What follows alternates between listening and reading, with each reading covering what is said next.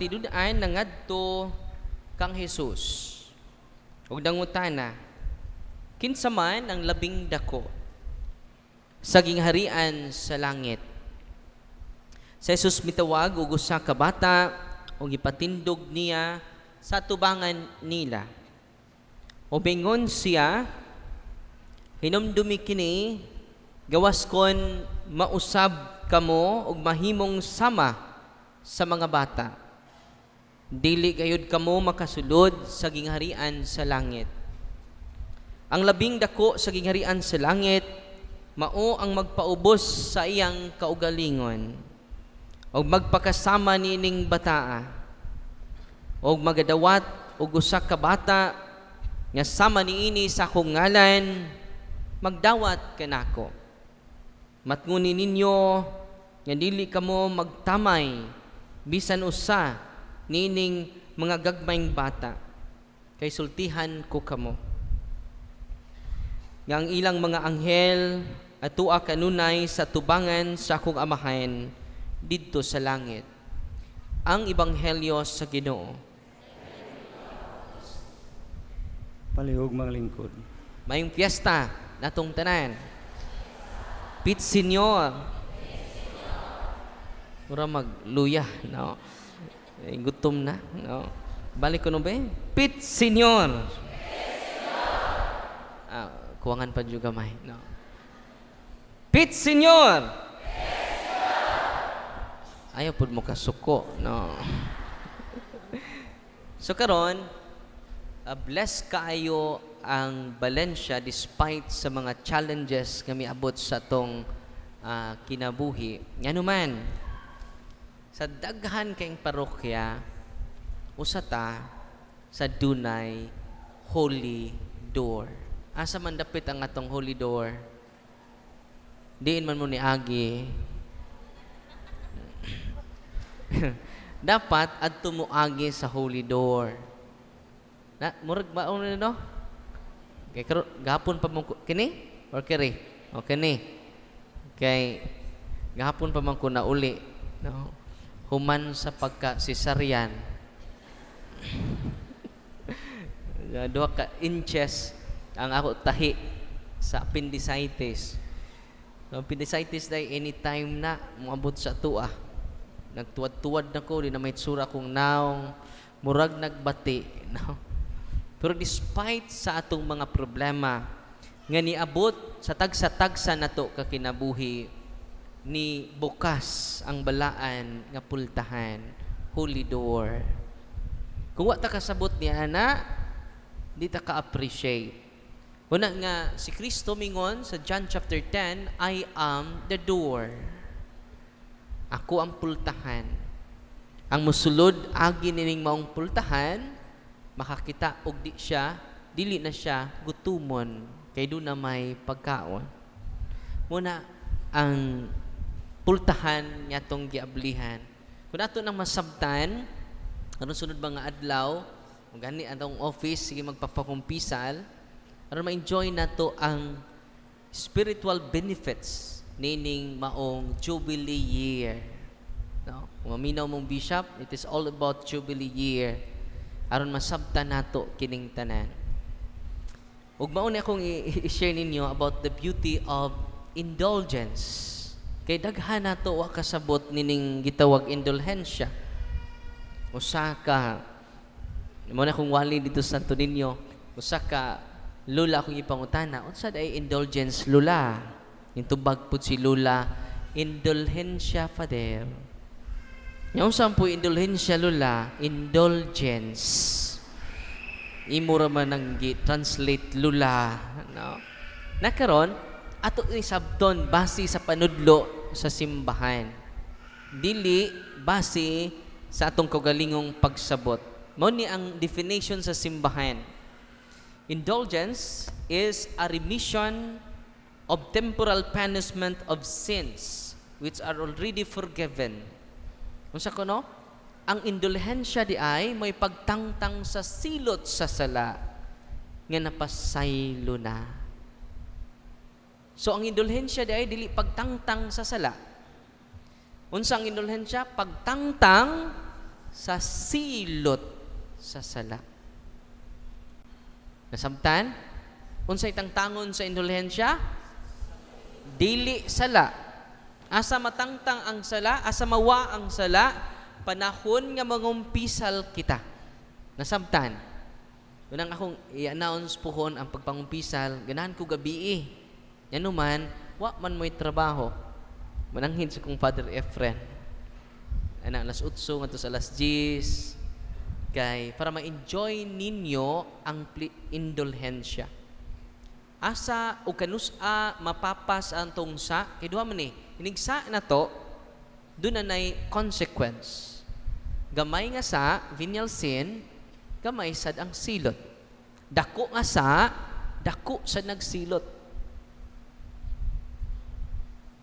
Muna nga, inikumpisal nimo sa pari, napasaylo imong sa, nagpabilin ang silot. Nasamtan. Munang nindot kaayo karon tuiga, kay gibuksan ang atong pultahan. Balaang pultahan. Si Papa Francisco maoy nagbukas ni ana. Di man ta kadtog Roma. Munang usa ang napilian, ang Valencia. Di na mamatug laing lugar. Musud lang muna ng Holy Door, you receive indulgence. Okay? Nakaron. There are two kinds of indulgence. Duha ka matang ang indulgence. Una, partial indulgence. Ikaduha, plenary indulgence. Kung sa ito'y una? Ikaduha. Kining partial indulgence, example, pananglitan. Usa ka tao, dunay 7 ka mortal sins, dagkong asa. Doon na po na 7 ka punishment. Dagko nga punishment. Nya doon na may 2 ka matang ang punishment. Eternal punishment and temporal punishment. Pila to ka klaseng silot? 2. Temporal o eternal punishment. Pananglitan, usa ka tao, nakasaog mortal sin. Inig kamatay niya, ditso na siya sa eternal punishment. Impyerno. Di na maagig purgatorio, di na naangay ampo. Uy, ngay pag-ampo makaluwas niya, kay ang iyang punishment is eternal punishment. Tanan na tong sa, nga dagko o mortal, nga di nato ikumpisal, doon na natay automatic eternal punishment. Nakaroon, kapamanta, dapat ko pa kay chance ron. Oo. Kung inigkumpisal ni mo diha, ang imong eternal punishment sa mortal sin ni mo, mawala. Gitawag na temporal punishment. Wala matinga mo, Father, bagong namatay akong lolo, nakakumpisal man tong anong magpamisa pamangko. Kaya ang iyang napasaylo, huwag nawala, ang iyarang sa, nagpabilin pa ang silot. So, dili na maimperno imong lolo. Kaya nangumpisal man siya. So, dili na siya mahiagom sa eternal punishment. Pero iya pang bayran ang gitawag temporal punishment. Nakaroon, pwede ba bayaran na tong temporal punishment, Father? Sabtang buhi pa, pwede kaayo. Uy, nalipay mo Nang saon man nato ni Father, dunay requirements. Okay, paminaw mo Unsa may requirements, Father? Una, aron makadawat kag indulhensya, binunyagan ka. Hinay mo tapad na bunyagan ka? Kaya kung wa pa mabunyag, ipabunyag na. Unya, dili ka excommunicated. But pasabot, nagpabilin kang Katoliko, mo na unang requirement to enjoy indulgences. Ikaduha, nga requirement, kinahanglan imong tinguhaon nga madawat nimo ang indulhensya. Kinahanglan doon na kay desire. Yung ka kibaw ana, pitok-pitok rajud ibong mata. Nya kung mahibaw ka niini, madasig ka sa pagdubli, pagbuhat og maayo. Unang desire to obtain indulgence. Ikatulo, kinahanglan mangumpisal ka. Uy, pila na mo katuig way kumpisal. Nya kinahanglan sa tong pagpangumpisal, tanang sa atong isugid, labi na ang sa nga dili ka katuog maghayang. Kaya usahay baya kining dagko na tong sa mo pwede nimo ikumpisal. Tinoo dili. Mauwaw man ko eh. Mo nang kaning confessional box ako jud ang tabunan. Parang di mo mauwaw nako. Nagkaila po ko ninyo, pwede nyo usbon yung tingog. Bendisyon ni ako, Father. Kaya ako nakasal. Uy, si nanay biring man ka. Unsang ikatulong nga requirement, kinahanglan mangumpisal. Apil may mga pare, apil ang obispo, apil ang Santo Papa, kay kitang tanan nang inahanglan og indulhensya. Amen? Unsa to'y mapapa sa indulhensya? Uy. Unsa to'y mapapa sa indulhensya? Ang silot sa sala nga napasaylo na. Dili ka ka-enjoy sa indulhensya kung wa pa mapasaylo ang atong sa. Sa ito pa, connected siya sa sacrament of confession. Nasabtan.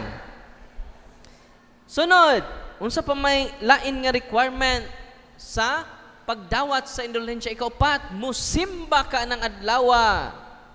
Nya moagi ka sa holy door. Hoy, diin moagi. Adto ta agi sa holy door, kining kilid nga pultahan. Musimba ta nya asa taagi sa holy door. Okay? Sunod. Mga lawat ta, musimba man ta. Mga lawat ta. So mo na ikaupat, musimba og mga lawat. Ikalima, sa pamaylain, naata sa state of grace. Yan, nakakumpisal lamang ka. Then naka sa state of grace. Kuyaw kaayo ang good confession. Muna pangayuon natos Ginoo, before ka moduol sa pari, nag-prepare ka unsay imong ikumpisal. Example mo, kumpisal karong gabi tibok adlaw, sikag tan-aw sa mga dagko natong sa. Unsa man ang atong guidelines, ang 10 commandments, the do's and don'ts sa 10 commandments, ang gidili og ipabuhat sa 10 commandments. Anak nimo makit-an nga daghan pa ditang sa nga wa masugid. Amen?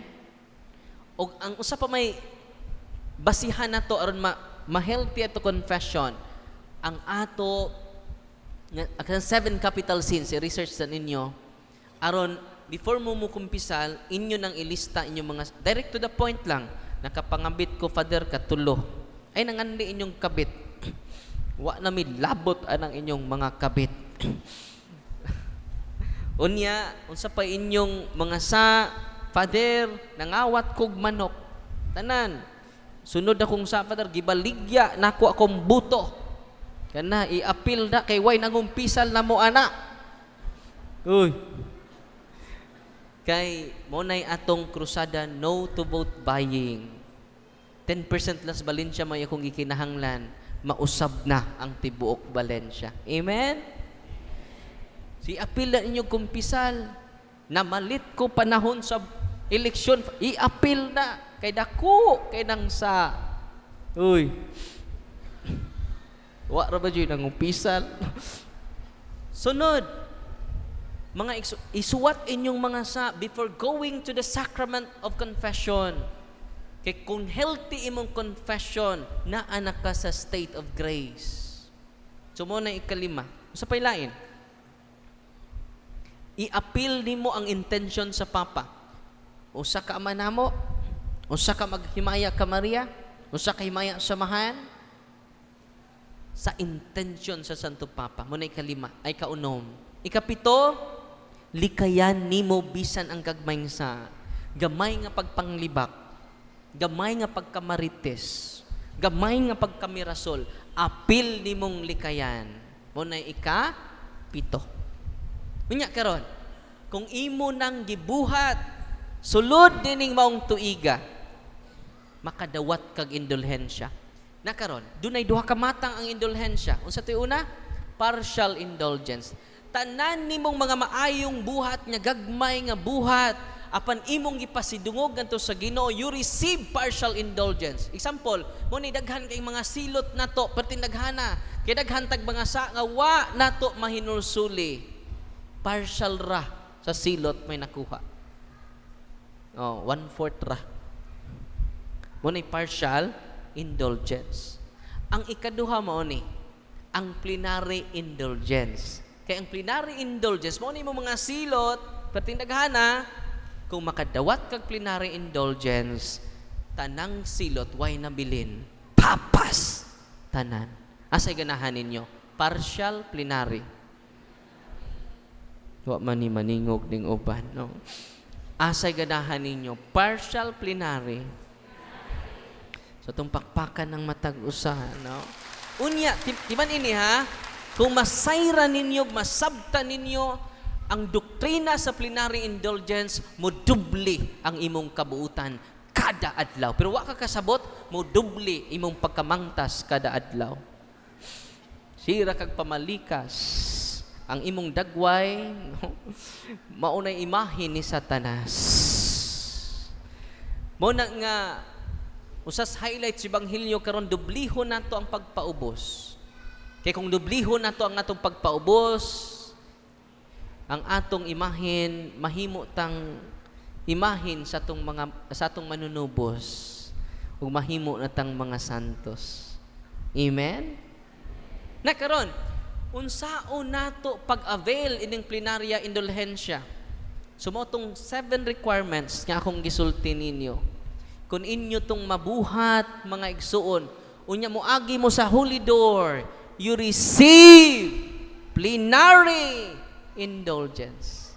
Mao na nga ang team nako, akong pamilya, no, invite lang kong pari para makakumpisal sila, and then before going or visiting one holy door, only one holy door ang inyong bisitahon. Nya taga Valencia man ta, na tay holy door. Pasalamatan nato ang atong Santo Papa, atong gaan sa masipang pakpak ang atong Santo Papa. Ug usab atong mahal na obispo, Bishop Abit-uy. Ngano man, bless kaayo ang Valencia. Di na ta maadtog laing lugar. Na Father, pariha ba na sa tong bisita iglesia pito jud? Usara. Uy, paminaw mo. Kung sakop mo sa bikaryato sa Santo Niño, ani mo sa Santo Niño. Ang ganahan po magsuroy-suroy, pwede lukon ninyo. Pero, hindi ko alam, usara dyan. Within 20 days, you can enjoy plenary indulgence. Example, nangumpisan ka first week, second week, nihimo na kas ipabuhat sa simbahan. Mo to ha, binunyagan ka, dili ka excommunicated sa simbahan. Yung kaduha, kining imong gitinguha. I-review lang ni, kay live ba ni? Tinguhaon nimo nga makadawat ka og indulhensya. Ikatulo, mangumpisal ka. Ikaupat, naata sa state of grace. Ikalima, kinahanglan imong iapil ang intensyon sa Papa. Usa ka manamo, usa ka maghimaya ka Maria, usa ka imaya samahan. Nya